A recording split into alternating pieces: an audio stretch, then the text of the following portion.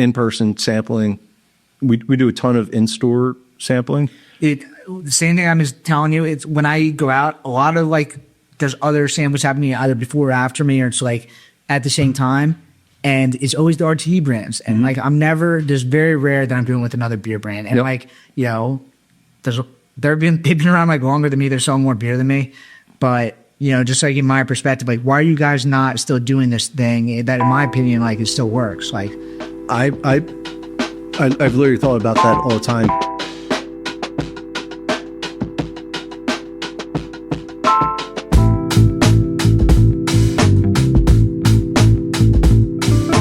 Welcome back to Brew That Podcast. I'm your host, Richie Tevlin, joined as always by Evan Blum. Hello. Tonight we welcome on Nick Cicione from 2Moods. So it's nice to meet you. I mean, I've seen your stuff all over the place. We're like kind of got started close to the same time. Yep. And, you kind of came on like right when RTDs were allowed to get in beer distributors. And now I feel like we're kind of like doing the same thing. Yep. So I guess let's just get right into it. First, before we like crack one of these open, can you give like the general idea of the brand so that, I think that makes sense. Then we can crack open the chill one. Yep, for sure, because it's different. Yeah. So the brand's called 2Moods. Yeah. Right? Because we quite literally have two versions or 2 moods of anything we put out. So we have an 8% ABV we call Thrill. Yeah. So, a little higher octane. And get the party started. Well, yeah, exactly. A little bit more punch to it. Yeah. But we also have a 4% option we call Chill. So we kind of play on both sides of the ABV spectrum. Sometimes you want a little, sometimes you want a little bit more. It's like the Sour Patch Kids, like it's the sour, the sweet. Yep. Like the same way you think about like I call it like a session IPA versus like a double. Yeah. Like you're an IPA guy, you like the hops and whatnot, but applying that to the RTD space. Definitely. So let's start off with the chill one. Yeah. So we just had somebody else drinking barrel aged beer. So we'll work our way up. So 4%, and then this is your main ones is the Orange Crush. Correct. So we had when we started, we had 3 flavors of vodka seltzers. Yeah. Pineapple, black cherry, pink lemonade. They're very good. I put them, on par with any vodka seltzer out there. But, given the timing of where we were in some of the national brands and also, like the state sides of the world, it was people liked the concept. They liked the liquid, but it was harder to convert people to a new vodka seltzer. If it's the same flavor. Correct. Yeah. Despite the kind of uniqueness of what we do, we got the high, the low. Yeah. But we came out with the Orange Crush this past summer, and it's just been like killing it. Orange Crush is obviously crushing it. Yeah, it's like a nice summer drink everywhere, but especially on the Jersey Shore. Yep. Cape May, like all the southern beach towns are like that's what I think of when I think of Orange Crushes. Yeah. And This is really good. Yeah, this is delicious. Also, a lot of the like vodka drinks that come out like RTDs, they're like perfectly clear. Like this is slightly hazy, but it's the Orange Crush. It's perfect for it. Yeah. We wanted it to. We wanted to mimic a bar-made Orange Crush. Yeah. And like I'm honest with people. There's few things better than a freshly squeezed Orange Crush from behind the bar. But I think we got pretty damn close. This is not artificial flavoring at all. Yep. This is very, very smooth. It's like this is great. Yep. So when did this come out? So our Orange Crush was, is our main priority, and this came out mid-June of this past summer. Okay. And within a few weeks, it became clear that like this is the future. We need to put all of our limited resources into this. Yeah. So we're not producing any of the, old stuff anymore. We started, like I said, mid-June, limited, footprint, really treated it as like a proof of concept of like, is this going to work? Or are people going to like this? And, we kept running into, every time we would go to like expand, like let's say like 5 new accounts this week, we began reorders from the previous accounts. It's like, we don't even have the product to expand, which is a good problem, but still a problem. Yeah. So it became clear very quickly of like, all right, we need to not worry about producing the other stuff. This is what's moving. So and even though we're in, end of February, kind of traditionally slow times for RTDs, they've still been moving. And it's funny, now first 5 months, both 4%, 8%, 50-50 sales wise. Some stores do more one or the other, but in aggregate, That's probably what your goal is too. Yeah, that kind of like confirms our belief that there's a drinker for this, there's a drinker for that. Yeah, they often overlap. A lot of times people are grabbing both because what you're drinking, time of day, or different occasions, different moments, kind of like affirmed our beliefs.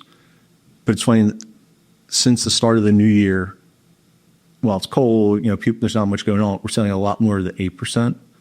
Which I guess, I understand the logic. I understand the logic because it's not like you have like an all day barbecue. You're not down at the beach all day. You're having a couple of drinks. You want to make them count. It's been snowing. You're sitting your ass on your couch. Yep. You're not moving. Yep. So I understand, and I fully expect, that to kind of even out as it warms up. Definitely. You're outside all day. You don't need many 8% drinks. You see, a couple will do the trick. 4%, so you can drink them all day. Yeah. 8% will get you from A to B. Yeah.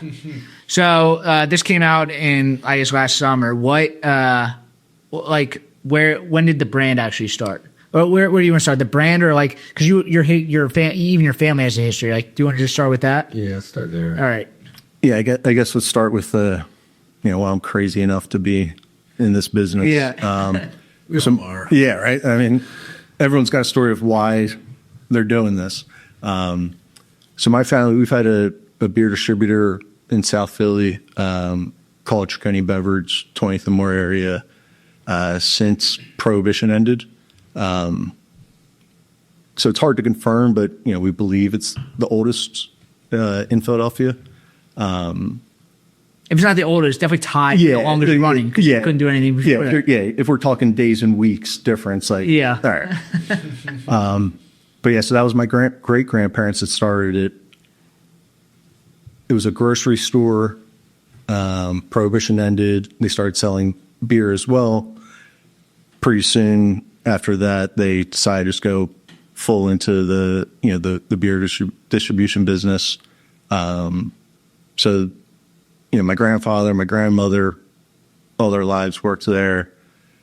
My dad, my aunt, that's what they did forever. And then myself, my brother, all the cousins, we've all kind of put in our time, as we say. Like summers, holidays, whatever. When you're out of school, it's like, all right, well, let's go down to the beer store. Yeah. So that's how I have any interest, and that's where the passion comes from. It's in your blood. Yeah. I'm not drunk right now. I'm not, but yeah, that's where it comes from. We ultimately the family sold the business, maybe a year after I had finished college. And I had gone on to do, other things career wise. Obviously now, hindsight's 2020. If I had known I was going to get back into the business, I probably would have run it for a few years. But it was probably the best move at the time. Neither my brother nor I or any of the cousins were adamant about taking it over. Yeah. And my dad still works there 2 or 3 days a week, which is probably, you can't pull him away. Yeah, it's probably the most retired he'll ever be. Right? that guy. He's the man. He can't sit still. Yeah. So that's how it started. But 2Moods specifically, I want to say midsummer of 2023, we started with our vodka seltzer products. But given kind of the laws in Pennsylvania of what you can and can't do with spirit-based products, are only options were, on premise, so like selling to bars. We could sell, direct TTC online to, Pennsylvania addresses. And it did really well. But also, clearly limited what you can actually do. Mm-hmm. And then by the spring of 24, we finally got in, jumped through all the hoops and hurdles of the PLCB to get into the fine wine and good spirits.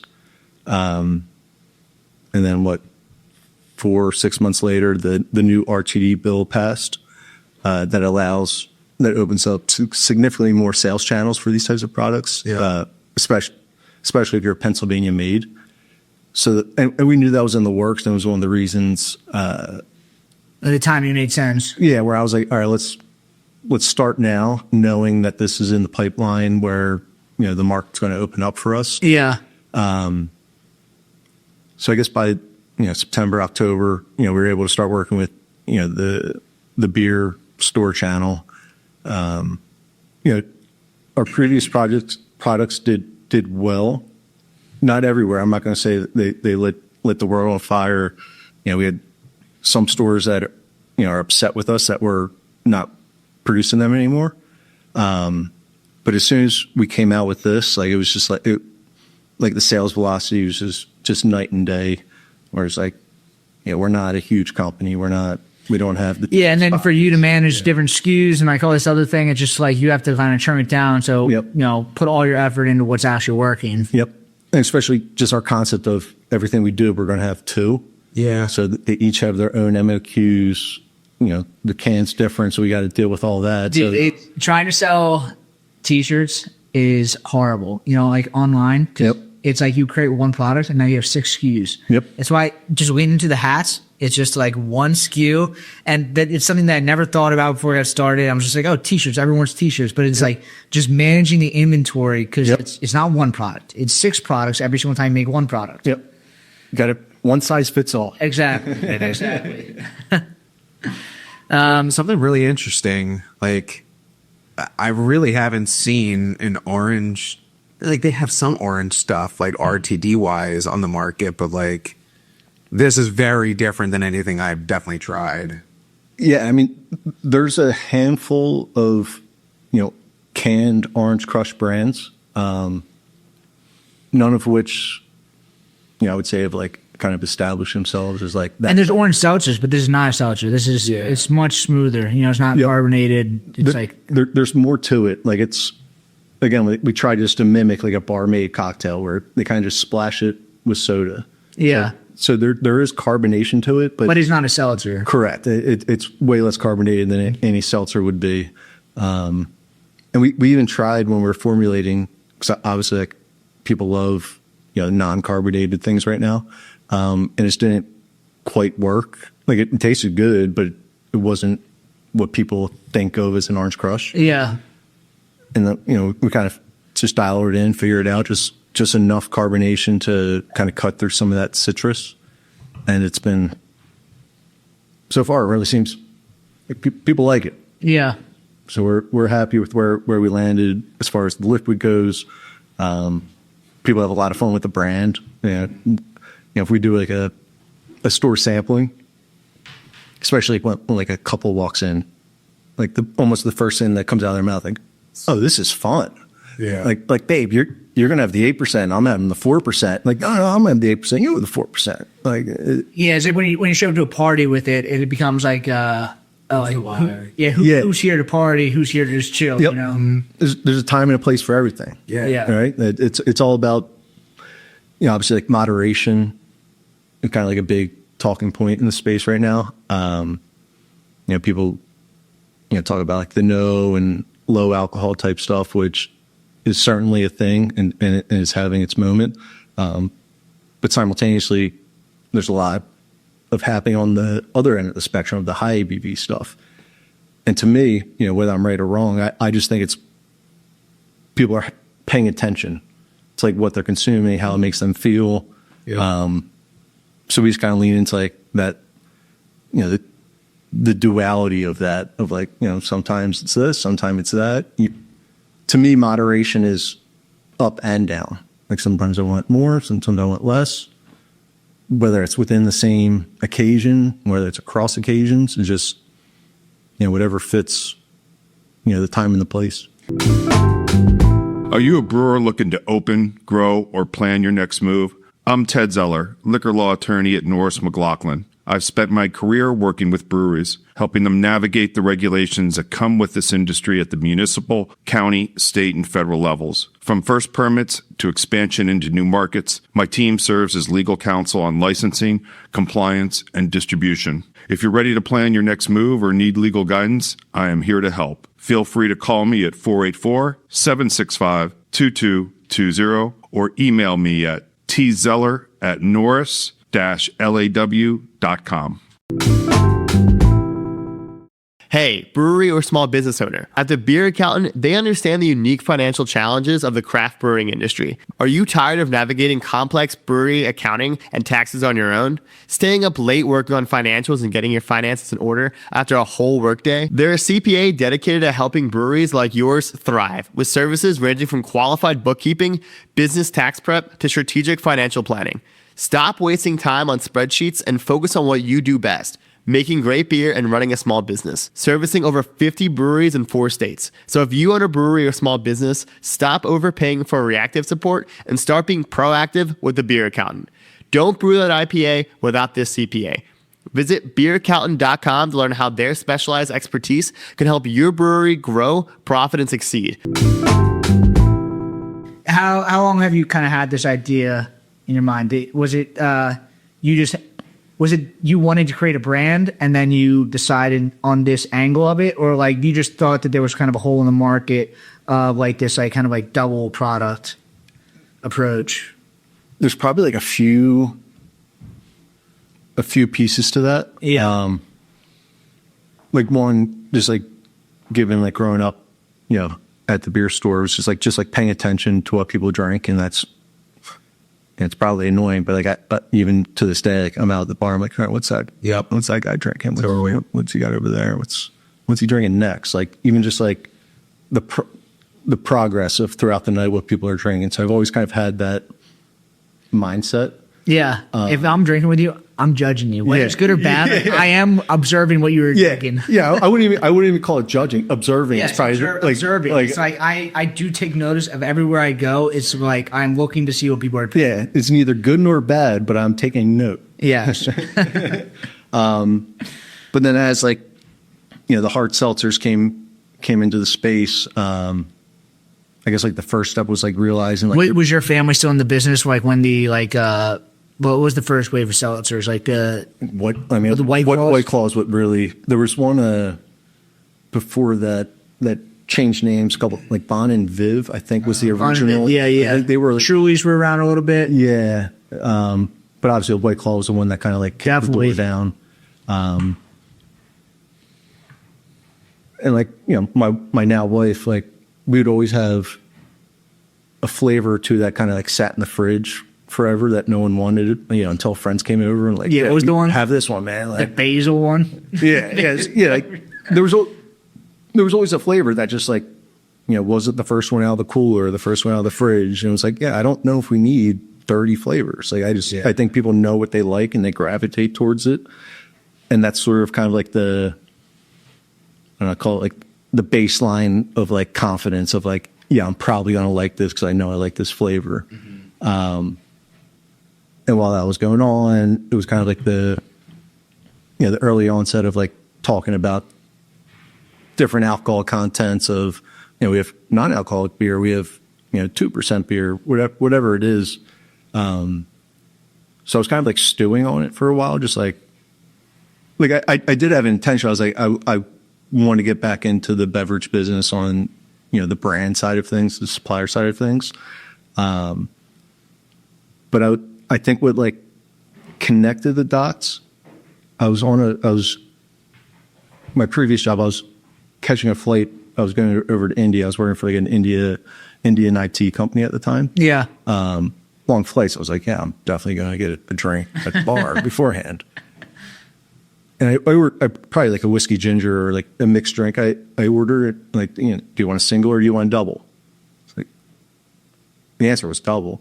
But that's kind of like what I was like, like I know what I like, and sometimes I want less of it, sometimes I want more of it. That makes sense. That Yeah. kind of connected the dots, and like it wasn't like immediate, like, oh, it's going to be 2Moods, it's going to be Thrill and Chill, but I was like, like that concept kind of could play in this space, like the same way there's like a nomenclature for different strengths of beers, of like a session IPA or an imperial.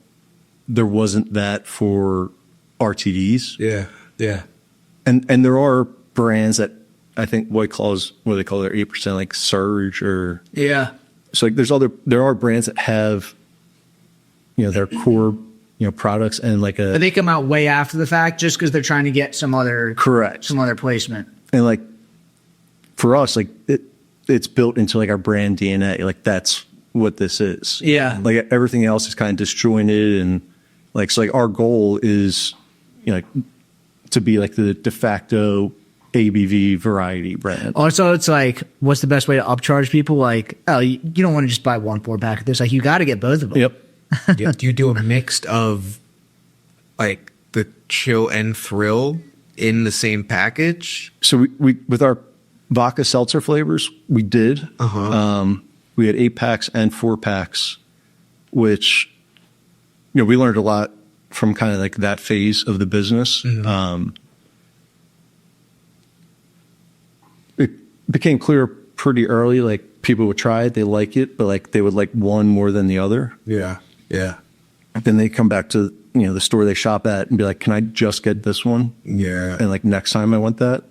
That makes sense. So we this was really just like a test of splitting them and make sure we can still maintain kind of like the brand value proposition behind it.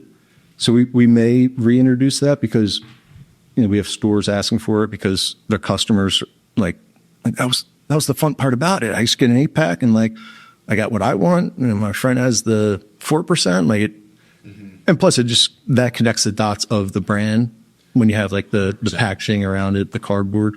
So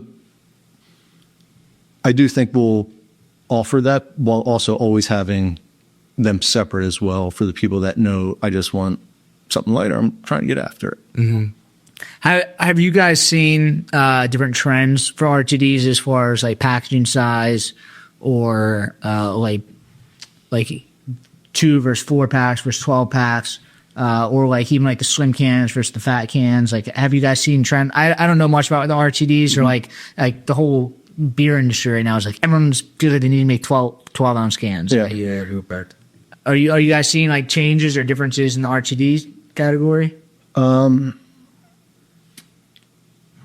I mean, I think it's kind of like I don't want to say it's known, but like people kind of associate the sleek, the slim cans with RTDs. Yeah.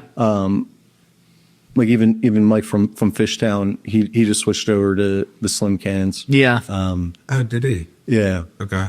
Which I'm not sure. Like I think for his brand, I think the standard can works pretty well, but it is just you just got to keep up with the times. Cool.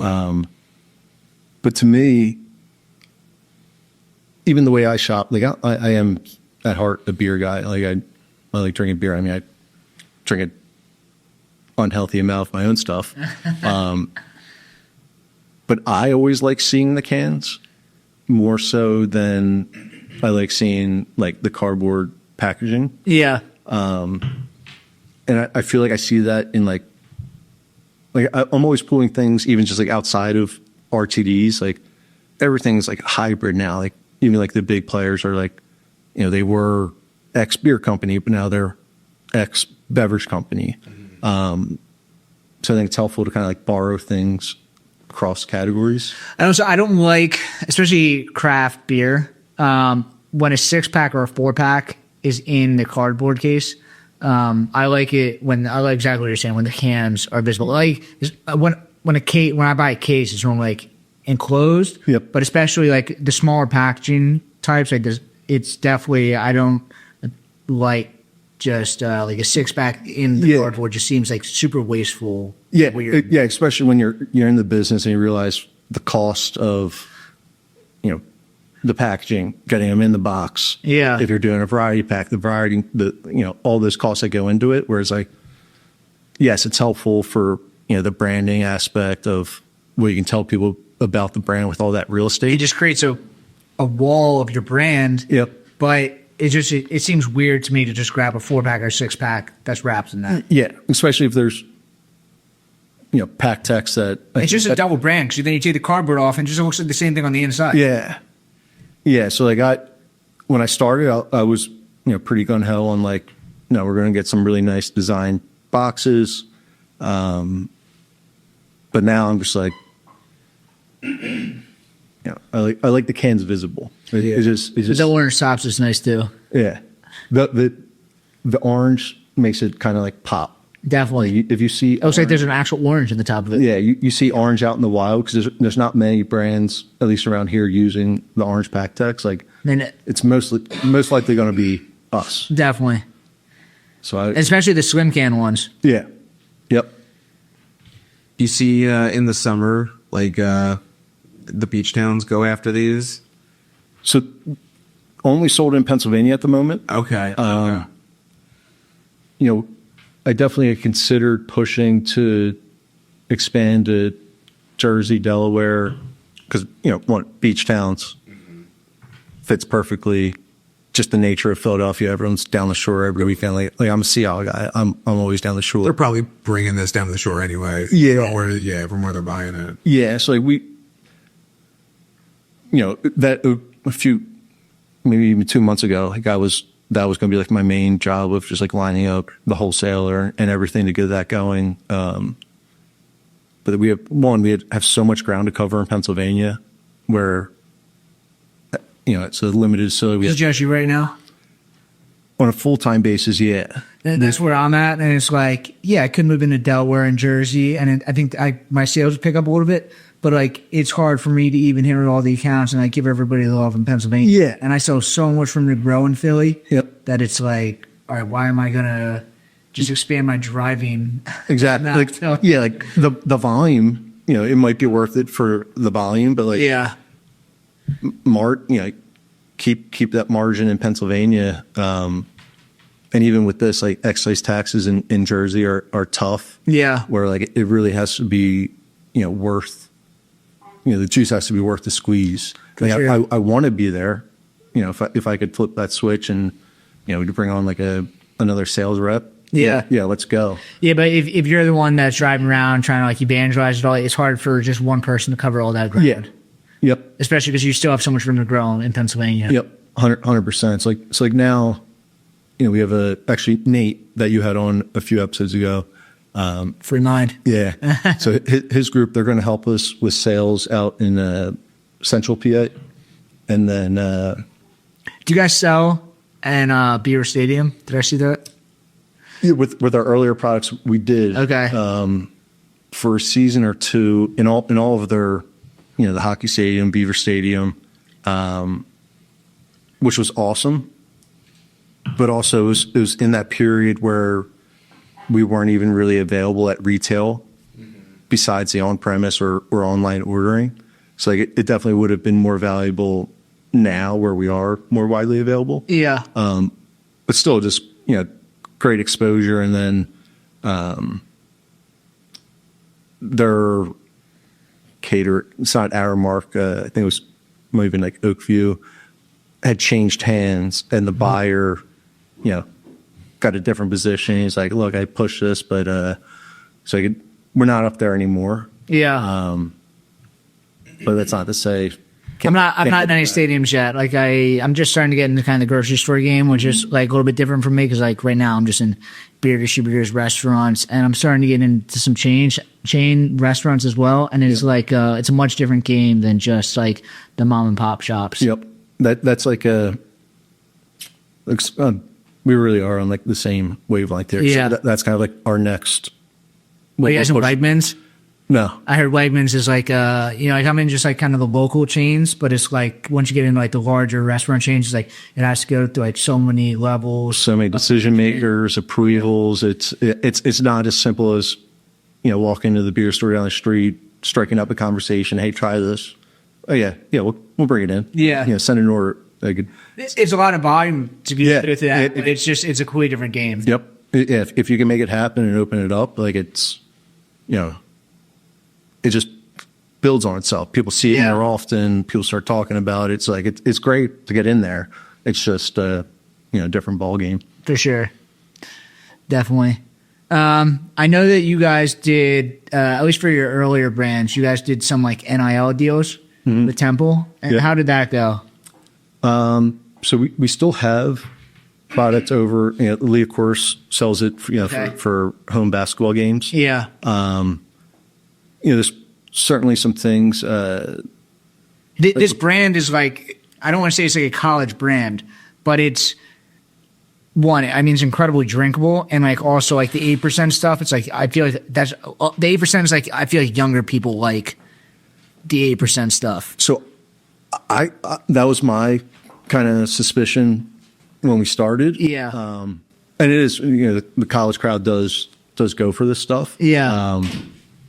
But our customers, like I kind of wish I could just like pinpoint like, oh yeah, we're 30 to 40, whatever it is, like really dial it in. But our customers are all over the place because everyone likes an Orange Crush. Yeah. Yeah, I mean, I could totally see me just handing this to any of my friends on a weekend. Yep. What was your guys? He went to Temple. What was your like go-to drink? If it wasn't a beer, like something non-beer, RTD or I guess seltzers or like whatever the brand was. I think it was Twisted Tea at the time. I don't like Twisted Tea personally, but I think it's. Have you seen Four Locos making push right now? Are they really? Four Locos like I don't know if like it's like new marketing for like the 4th of July, but like a lot of the pen trucks are like these like Loco trucks now. I haven't seen it. Like Four Loco ads all over the place.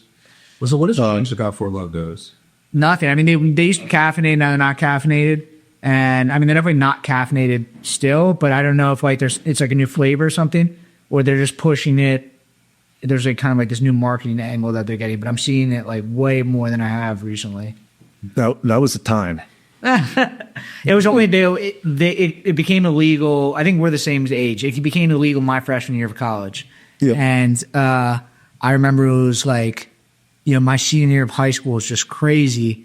And then freshman year was nuts. And then when they made it illegal, people were like buying like full pallets of it just to hold on to it. Like either sell it, to like friends or. I remember when it first came out, just working at the store, my dad was like, I'm not really sure what this crap is, but like they're buying it. Like it's moving. It's like the new Apple Crisps, Bush Apple Crisps. Yeah. And then I remember in college, I was probably a freshman or sophomore at the time, like upperclassmen had like, I've got a couple original 4-buck boots. Like, you want to go drink the? Yeah, man, let's go. Yeah. Having a fancy. Yeah. Oh my god. Yeah, everyone's got a Loco story. Yeah. I do not. You were probably like 12 years old when they became illegal, but they should have definitely, they made the right move by fixing them. Yeah. Yeah, there was issues with that. Yeah. We were like, Natty Ice was a big thing for us. Oh, really? Yeah, it was like when, you get past Natty, it's like, okay, well, now we're going to just leveling up. The ice. We were, Bud Light Platinum came out when we were in college, and I remember those were very popular. Yep. Came out with the Super Bowl Vici ad. You don't even remember that. Even like the Natty, for example, I think we did a lot of Keystone. Yeah. But we'd also, mix in Natty. And it was always a conversation of, we're having a party night. Let's get, like 2 kegs of Natty Light, and we'll get like 1 or 2 kegs of, Natty Ice. Mm-hmm. And that, maybe subconsciously or whatever it is, of just like, go to that keg if you want something. You're getting from A to B. Yeah, like exactly what you're saying. Brand's been doing this, but the fact that you build your brand around this. Yeah. And like it's literally the name of it, 2 Moods. Yeah. It's easy to understand. Like, you show it to people, be like, oh. You don't need to explain it. You just show them the packaging, and they're like, I get it. Yep. So how did the Chill and the Thrill come out? Like, was that you? You're just like kind of like ripping off all this, and like you just kind of like put it together? The Thrill and the Chill. So I had worked with a branding design agency. Yeah. I had 2Moods, Yeah. and like obviously these guys are professionals. Like, do you think this 2Moods like that 2Moods is like? Yeah. They're like, yeah, I think that works. And I had chill in my mind, and I couldn't figure out, what is now thrill. It's seems clear now. Like, oh yeah, call it thrill. Yeah. But they helped kind of piece that together. Evan's done chilling. Evan's about to Yeah. have to go for the thrill. It's subtle. Like it's That's what I'm curious. I do want to taste the differences. people are Man. like, that's when like people drink the 4%, like, oh, this is delicious. They try the 8%, and they have in their mind like, oh, it's just gonna bite, but it's smooth. It lets you know it's there, but it's not. It's dangerous because you start drinking it like the 4% ones. Yep. You got the muscle memory. Yeah, exactly. Exactly. Yeah, there's not too, Whatever for us. Yeah. too much of a difference. Like very slight, very slight. That's correct. That is crazy. Yeah, it's all the same ingredients, just kind of tweaking the levels around. Where are you mostly in, like beer distributors, or like do restaurants and bars carry you as well? Yeah, so we're 90% of our business is beer distributors. Yeah. Again, just back to just like there's only 24 hours in the day. And that's what I mean, Yeah, but we do have bars carrying it, breweries carrying it, and like everyone's doing really well with it. So like that's like doing more on premise stuff is like a top priority for this spring and summer. cool.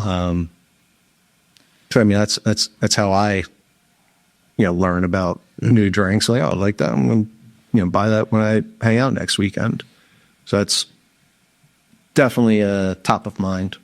I think I listen to like some like marketing people like online, and they always talk about like like they're doing like internet marketing, and they always go back. They're like they keep trying to do these internet like marketing campaigns, and then it's like they start off with Facebook ads, and then they start doing like these other types of things, and then they just go right back to realizing like, yeah, but like my Facebook ads are just like much more valuable. Like I get so much more money back from it. So they go through the full spectrum. Like they start with Facebook ads, they start doing other stuff, and then they go right back to Facebook ads. Yep. And then it's kind of like the master, realizing that like you can just kind of act like the beginner. Yeah. But for me, it's like, or for alcohol brands in general, I feel like you start off like, all right, you just need to get your beer or your alcohol brand in front of somebody, go to a beer distributor and just like let people taste it, and then just talk directly to somebody. Yep.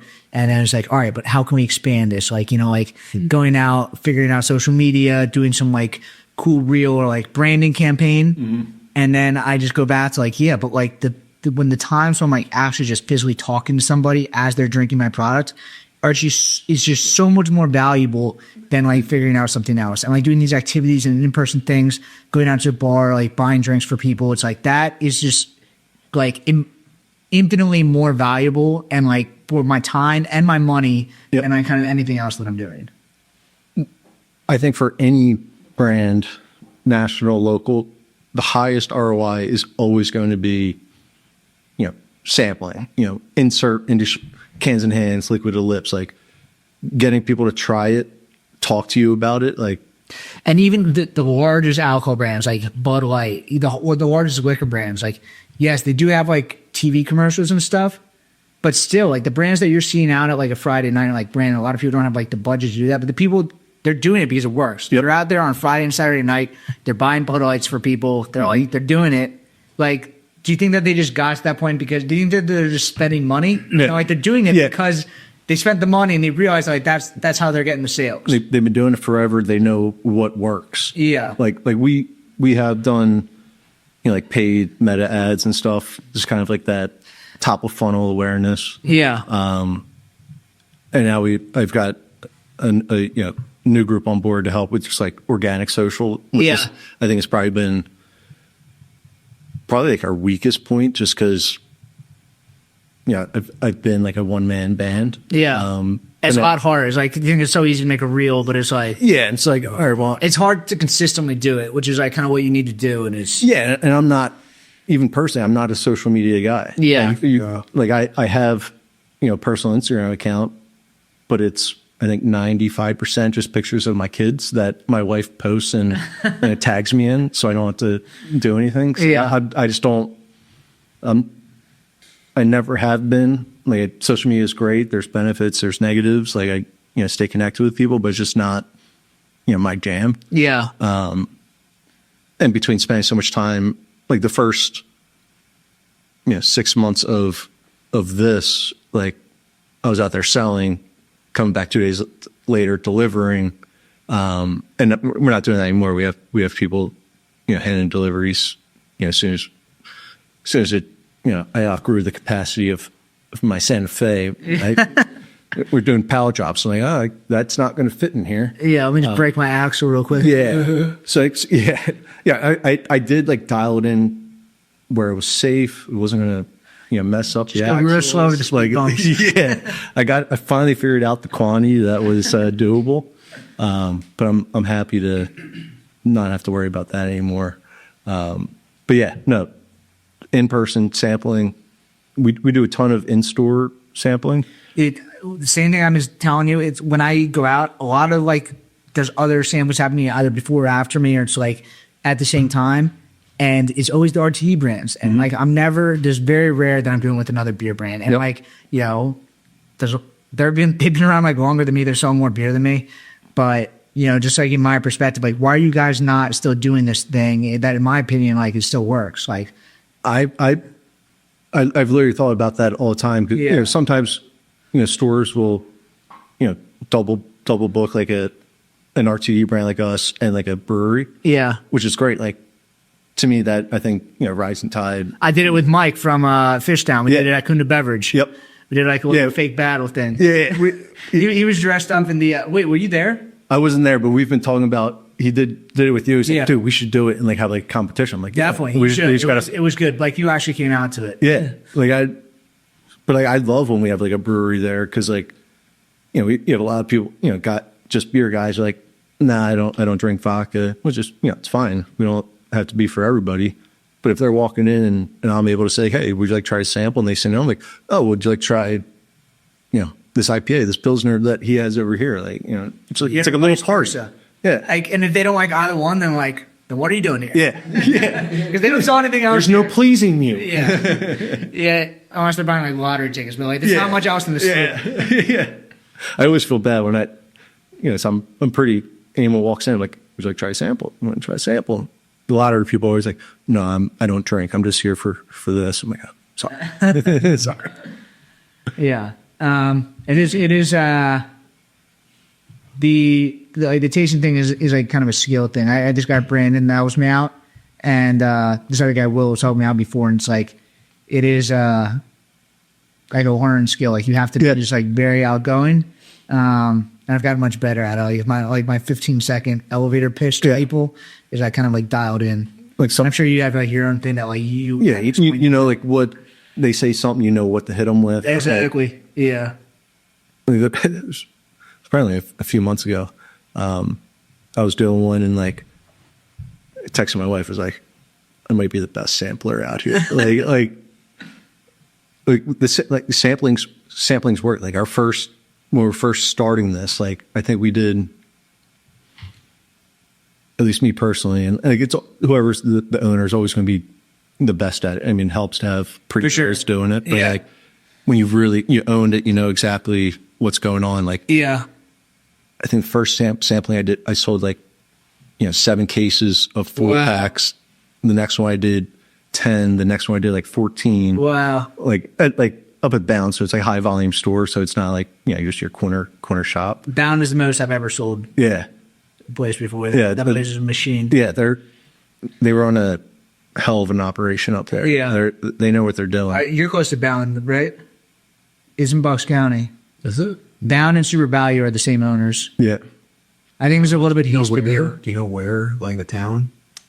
Is it sure to be on? one's Warminster, one's Warrington, I believe. Shit. Yeah, that's really cool. So, dude, Bound is like one of the best beer stores in the area. They've got everything. But yeah, Sweet. This Actually, place is a machine. Yeah. It's like set up perfectly. It's like very clean. I know it now. I do know it. I buy it every once in a while. like even like making deliveries there. Like it's a well-oiled machine. They know what they're doing, and that's what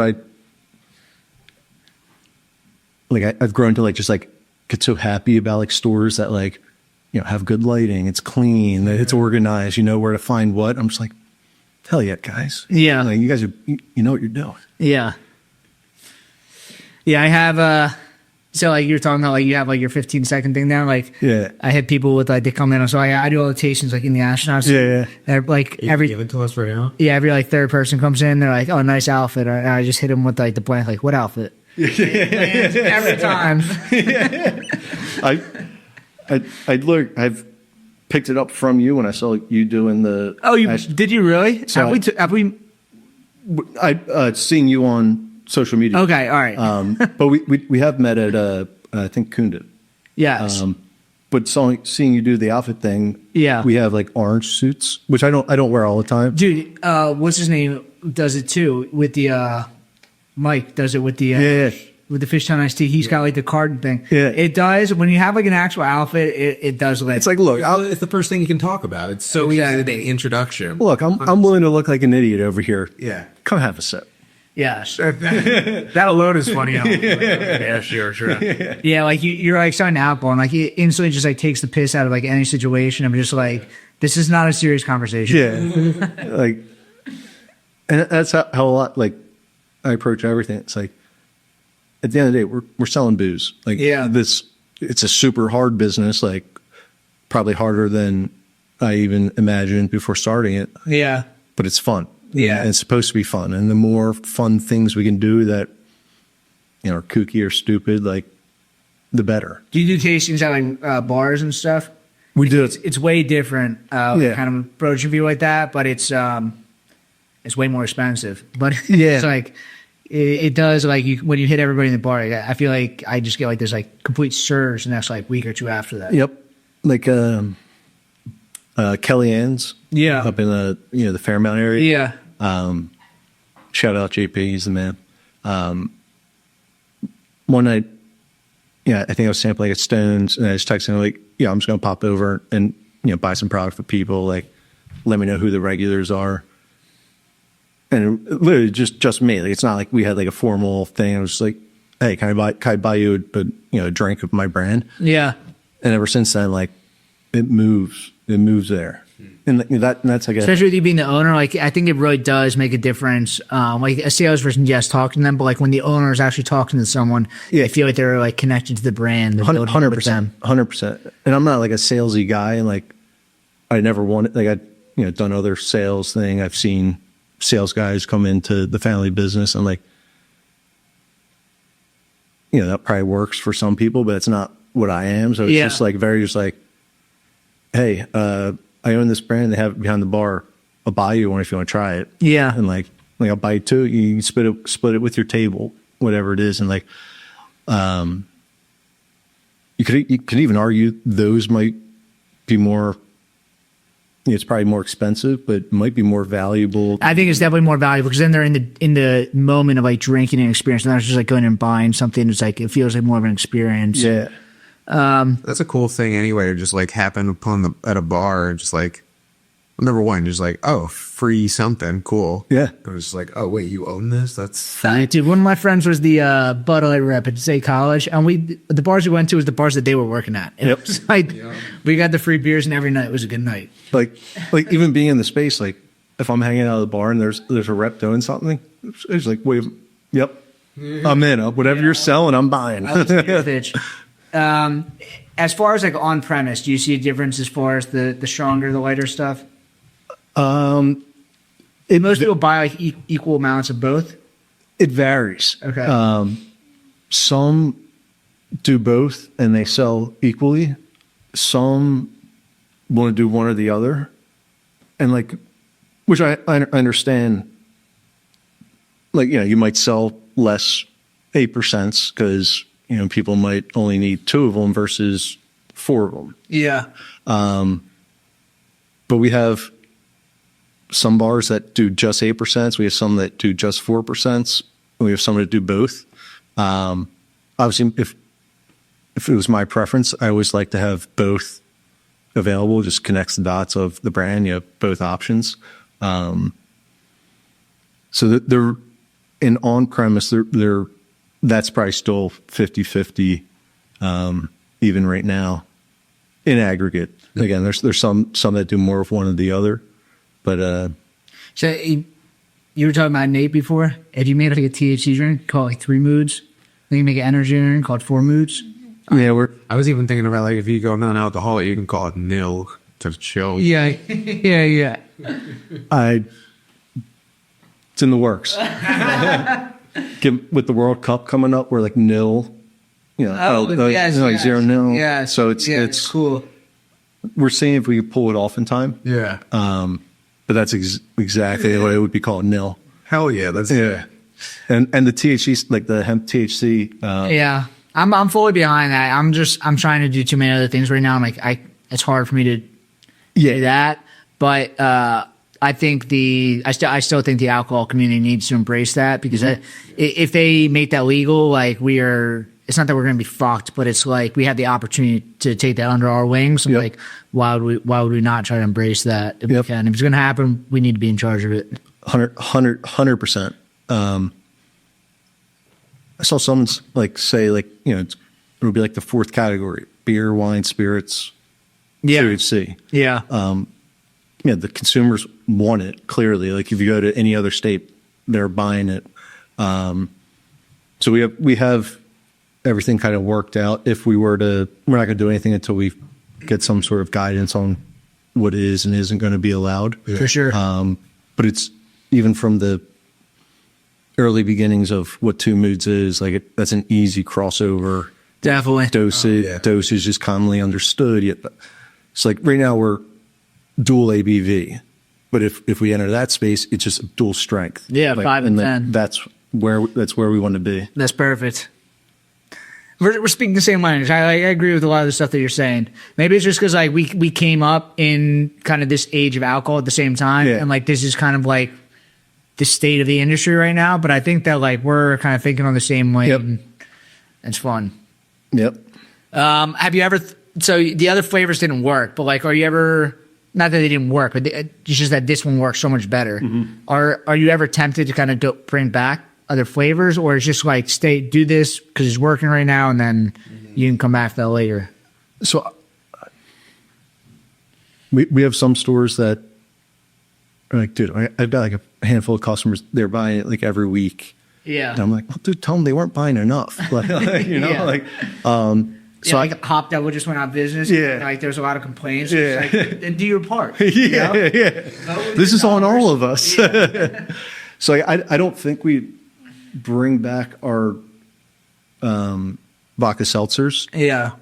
And again, this was kind of part of what I envisioned to begin with, of growing into this kind of more of a premium cocktail. It's more than a seltzer. There's more to it. Mm-hmm. So I don't think we would backtrack on that. But we're working on a few potentially additional, cocktails that you wouldn't call it a single note flavor.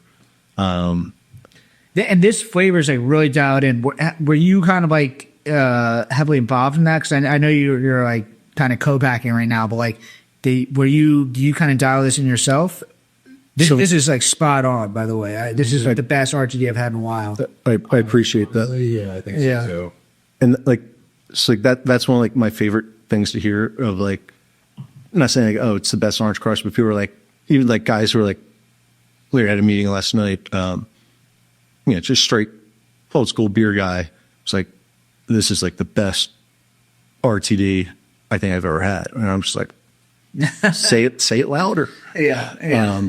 But yeah, the formulation process is, it's a fun process. And we worked, with the Boardroom guys at AB2, the advanced beverage technologies, the arm that does formulations. When you're working with formulation specialists, one, they're obviously great at just understanding, the science behind it of this interacts with that. If we tweak this, it'll add to the mouthfeel. But the most impressive thing was just like understanding like my feedback, because like I'm trying different things and trying to like articulate like, yeah, I got a little bit of this on that and this on the front. I was like, I don't know if that's. And he's like, yep, got it. I was like, I didn't even say anything. He's like, no, I know exactly what you mean. Like, there's so much that goes into it. The artificial flavorings, people just think that like, oh, you just take orange flavoring, you put it, and not saying you guys are using artificial flavorings, but like the flavor houses with like the different like combinations they come up with. It's not just one thing. For orange, there's probably like 30 different types. So many different and then it's not just flavors. You also have to then adjust like the acidity, like the alkalinity, like kind of like the carbonation, you know, like the taste or not. And like there's all these things that like people just assume that you just put like, oh, this is just orange flavoring in this. Like that's not it. That's how you make shitty RTD. It's not as simple as that. And like previously I thought it was that simple. Yeah. Like we had it an initial, after a few rounds of like going back and forth, we had a product that was like, yeah, this is good. Like you drink this, that's an orange crush, but like it's not like knocking your socks off. And then we got our hands on like a different type of orange flavoring, orange concentrate that like was like, oh yeah, this just like flipped it. It was like, yep, that's. Yeah, I know when people try to make like strawberry flavored stuff, it's hard to make the strawberry. Strawberry's tough. It's really tough. What you have to do is you use cucumber flavoring and like raspberry, and that like that combination together just creates like this sharp strawberry note. But like when you try to use like the soft like kind of preset strawberry flavorings, it's just there's something off about it. Same with blueberry is really hard to do. I know Surfside is like making like blueberry lemonade is like their big thing they're pushing this year. Yeah, it just came out. Yeah, but like the blueberry flavor, like you don't think like when you eat blueberries, they taste like blueberries. Yep. But it's not the flavor of something that's blueberry flavored as far as like food or drinks. And it is really hard to recreate that because strawberries and blueberries, it's mostly just water. Like there's not much flavor to it. And it's really, really hard to emulate. Yep. And like, because we were toying around with the idea of doing blueberry.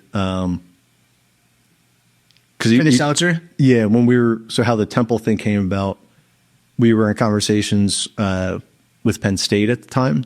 Cool. Was for different reasons, didn't move forward with. Yeah. It was just we didn't have the budget for it. Yeah. But even just like tinkering around with blueberry, like it became very clear blueberry's hard. Like if you do it right, people love cherry has a lot of flavor to it. Cherry's a little bit easier to work with. Yep, 100%. And we already had it, so it was just we weren't reformulating, we were just repackaging. Yeah. So that it worked out nicely in that regard.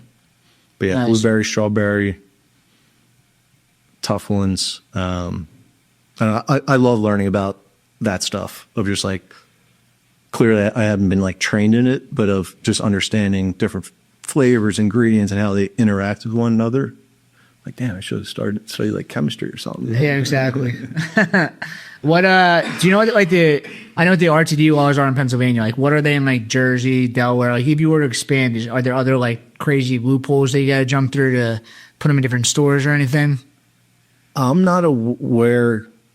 I know Jersey's kind of like open. Yeah, to like kind of do whatever. I mean, they're selling weed drinks in their stores. Yeah, same thing with Delaware. Like, I'm not aware of states that have kind of like the restrictions that PA does of like to be sold outside of the state store system has to be under 12.5%, has to be under 16 ounces.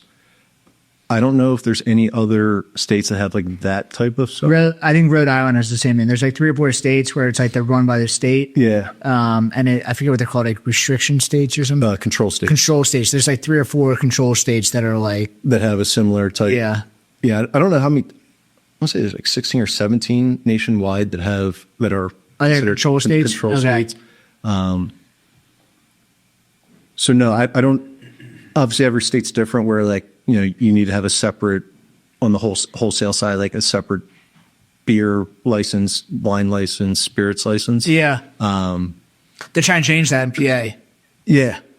I mean, like the alcohol industry has just got fucked recently by like all the other stuff being legalized. Yep. And I think it would be cool. Like you were saying before, like a lot of brands are now doing like there's the beverage company. Beverage company. And you have to get a separate license for each. A lot of stuff you have to like manufacture in different places. Yep. But they're trying to get kind of a law passed that would like let you do everything all at once, which makes sense. Like it's just ABV, you know, it's like it doesn't make a difference if it came from like grains or grapes or, you know, like whatever else you're making it with. Yep. It really should just be ABV.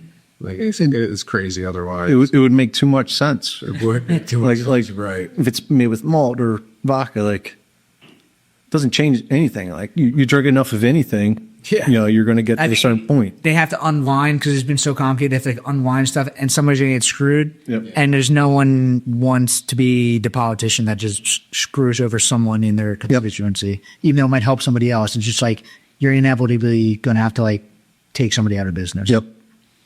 Yeah. So I mean, I'm not saying it's easy, but like make it make sense. You know. Was your family gear distributor? Did you guys have to go through like the 12 packs versus cases? Because I know for a long time, like the Pennsylvania beer distributor laws were absolutely crazy. Yeah. So like that was a thing. Yeah, I remember that happening of like, you know, not having to sell by the case. Yeah. But even more so, I remember when, you know, the grocery stores were starting to be allowed to carry it. Yeah. Carry beer. You know Chris Kunda? Yeah. He's got like he's like, this is so stupid. Like Yeah. Chris the man. he is. I love going in there and talking to him and Todd and my uncle. He's, you know, I'm sure I he's guess friends with them. he's like a funkle. He works there a couple days a week. Cool. So it's fun over there. But yeah, like, so like when that was happening was probably around the time of like, you know, myself, my brother, cousins, stuff going to college, figuring out like, all right, are we going to pass this down? Or, Yeah. And then at the time it was like, oh man, like this could be it. Yeah. You know, and obviously I'm sure it's, you know, taking a hit, but I think at the time, might have been expected to be more of a detriment to the beer stores than it's turned out to be. But there's something to be said about being able to buy your food and groceries and also grab your beer at the same time. Like it's, Yeah, so give everybody like a little bit of each, and then like it just kind of ebbs and flows back and forth. yep. What? Pennsylvania, man, it's a Fickle state. yeah, like it and Pennsylvania does a great job of you know, supporting or, you know, giving certain rights to Pennsylvania made brands, you know, which makes sense because like Is that so? The rule of the control state is they have to take your brand, but it's just like if it's not selling, then they don't have to like keep buying it, right? so with the liquor stores, they have different like listing periods. Yeah. So if you go through like the regular listing, you know, you're competing with nationwide brands that say like, hey, we're going to devote $4 million to market around these stores.